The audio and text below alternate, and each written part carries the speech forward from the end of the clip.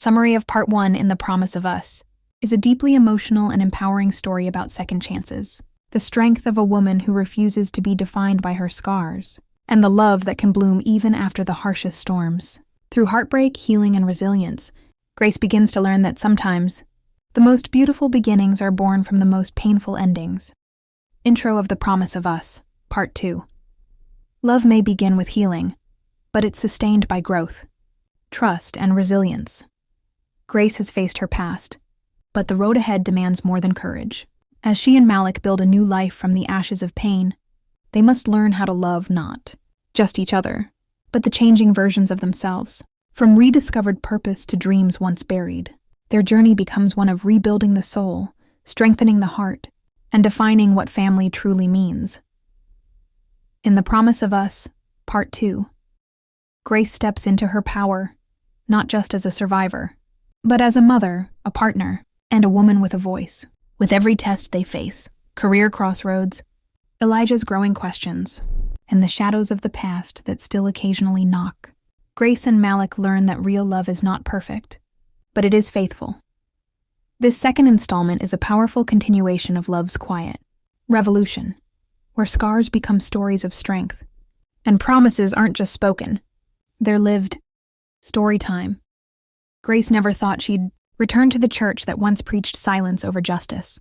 But here she was, holding Elijah's hand, her heart trembling beneath her blouse. It wasn't about religion. It was about release. She wanted to forgive, not because Simon deserved it, but because she no longer wanted to carry him with her. Inside, the air was familiar. The stained glass windows, the altar, the faces. But Grace no longer felt small here.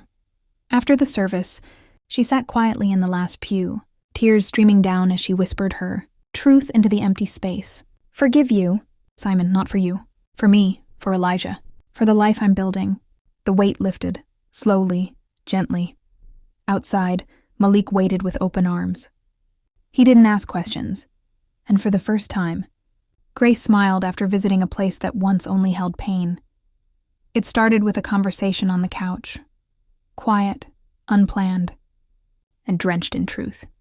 Malik had just finished grading papers, and Grace was folding Elijah's laundry when he said, "Have you thought about going back to school?" She paused. "For what?" "For whatever you left behind." Grace sat down slowly. "I used to want to be a counselor."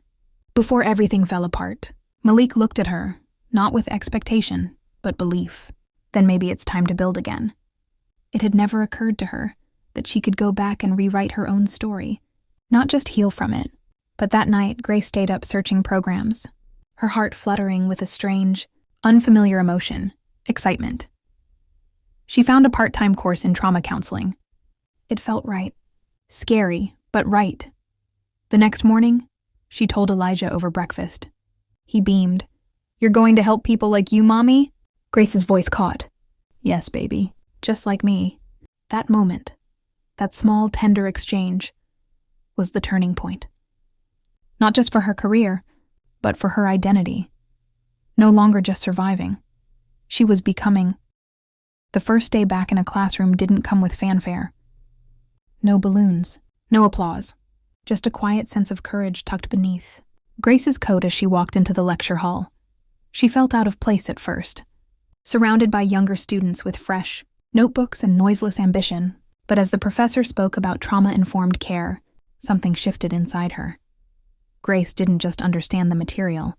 She had lived it. Every theory echoed a piece of her story. Every lecture connected to someone she used to be.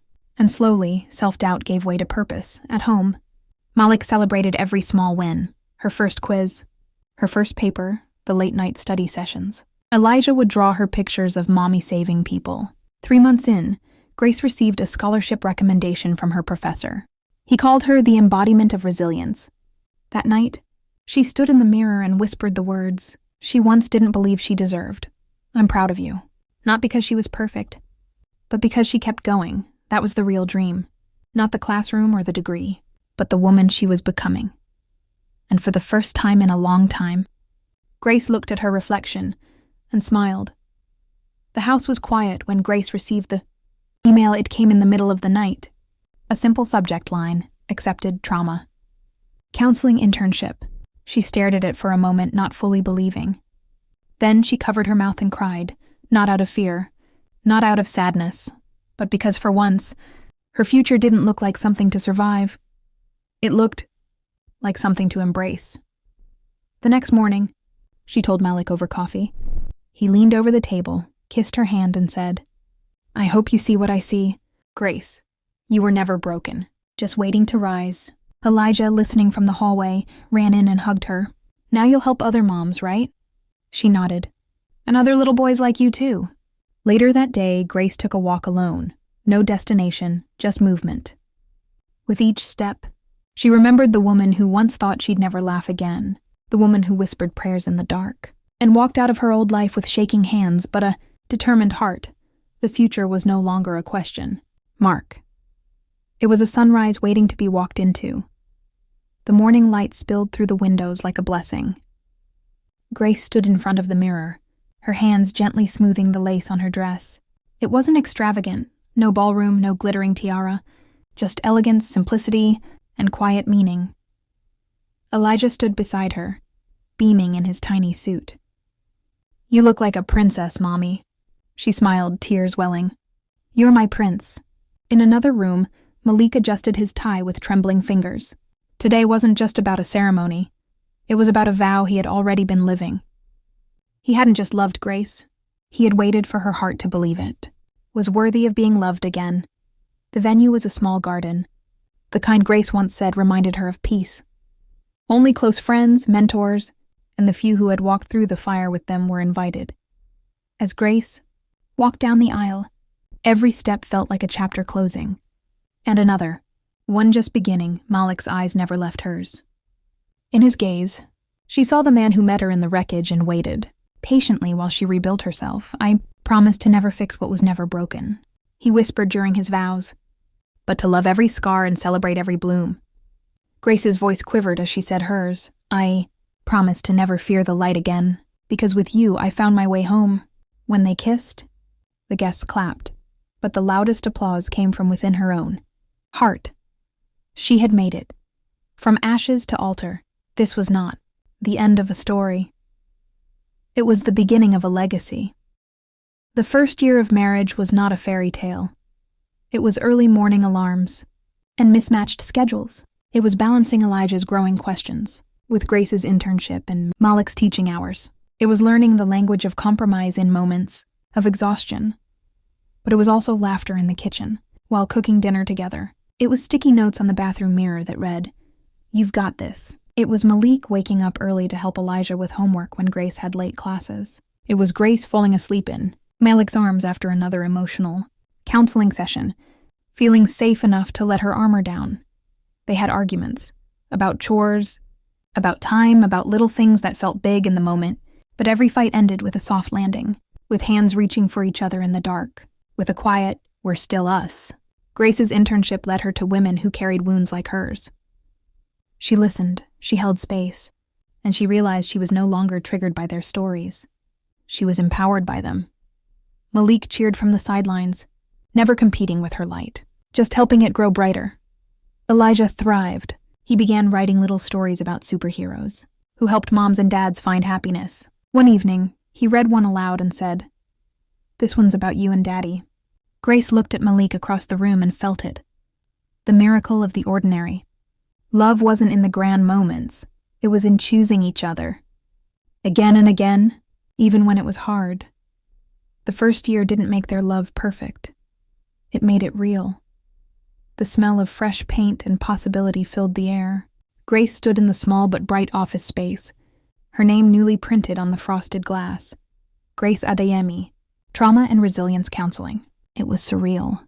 Just months ago, this had been a dream she didn't believe she was worthy of. Now it was real. A sanctuary built from her story. Elijah was the first to step inside. "Is this where you help people cry and then smile again?" Grace knelt and kissed his forehead. "Yes, baby. It's where I remind people they're not alone." Malik arrived minutes later with a plant and a note that simply read, "Bloom here." Her first client was a young mother, silent and guarded, just like Grace had once been. She didn't rush her. She listened, offered tea, created space, and by the second session, the woman whispered, "I've never told anyone this before." That evening, Grace sat by the window at home, holding Elijah's drawing of her, a cape around her shoulders, a heart on her chest. She was no superhero, but she had risen from her own wreckage and built a lighthouse. Malik walked in and wrapped his arms around her. "I always knew you'd change lives." Grace leaned into him, whispering, "I just needed to believe I was allowed to." This was a new beginning. Not just a career, but a calling. She wasn't just healing. She was helping others find the strength to rise too. The evening sky burned golden as Grace stepped out onto the porch, a warm breeze brushing over her skin like a familiar embrace. Inside, Malik and Elijah were laughing over a board game, their voices spilling into the dusk. It was moments like this, simple, unscripted, that reminded her of everything they had overcome. She sat on the porch swing and pulled out her journal, the same one she'd once used to write through pain and silence. Now, its pages were filled with stories of growth, joy, and truth. Today's entry was different. It was a letter. To herself. "Dear Grace, you are no longer surviving. You are blooming. You are loved, not because you are strong, but because you allow yourself to feel. You are healing, not in spite of your past, but because of it." She paused, tears stinging her eyes, and then wrote the final words. "And you, my dear, are living proof that forever is not found in fairy tales. It's built, day by day, with faith, forgiveness, and the quiet strength to begin again." Malik appeared in the doorway. "Dinner's ready, babe." Elijah made a secret recipe pasta. She laughed, wiping her eyes. "I'll be right there." As she joined them at the table, surrounded by the ordinary miracles of family and love, she felt it again, that deep, unwavering peace. Forever wasn't promised in a vow, it was proven every day. In trust, in showing up, in never giving up on each other. And as Malik squeezed her hand beneath the table and Elijah offered her a spoonful of his culinary creation, Grace smiled. This was forever. This was always.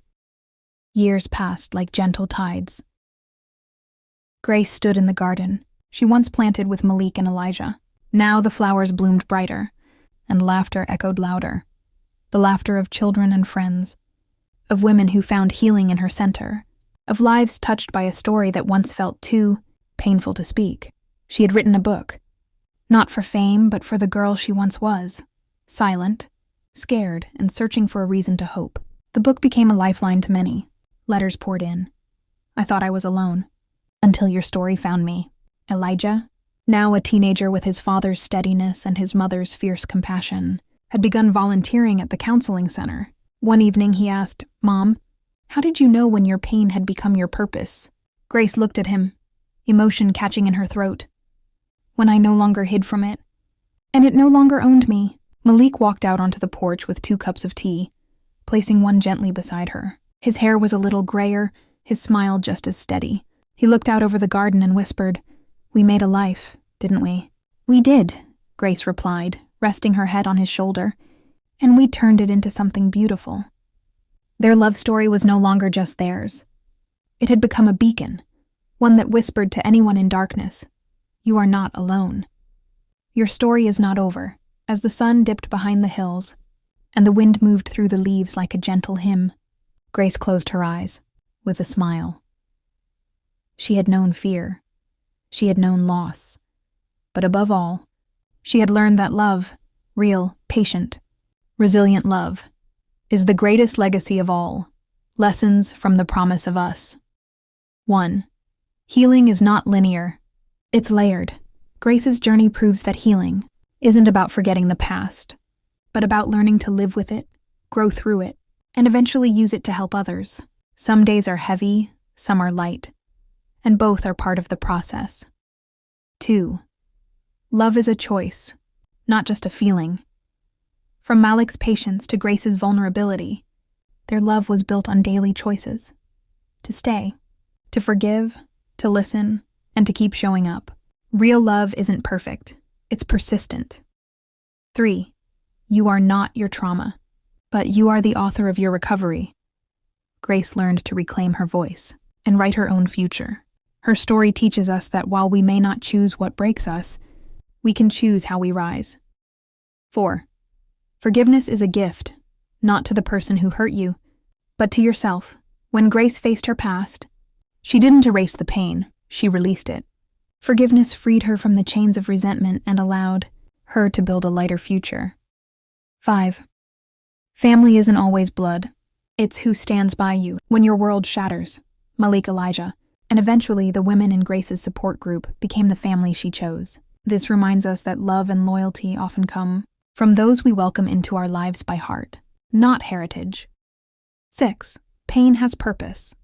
When shared, it becomes a bridge for others. Grace's transformation into a counselor showed how our scars can become someone else's survival guide. Telling your story can light the way for someone still in the dark. 7. Ordinary moments are the most extraordinary. The small joys, shared meals, bedtime stories, whispered encouragements are what ultimately shaped Grace's forever. It's a reminder to treasure the quiet, everyday acts of love. Bye for now. Grab your copy of The Promise of Us on Amazon now. Thank you for being part of this journey. Please, if you're new to our channel, subscribe, like, comment, and share. This will improve and encourages us.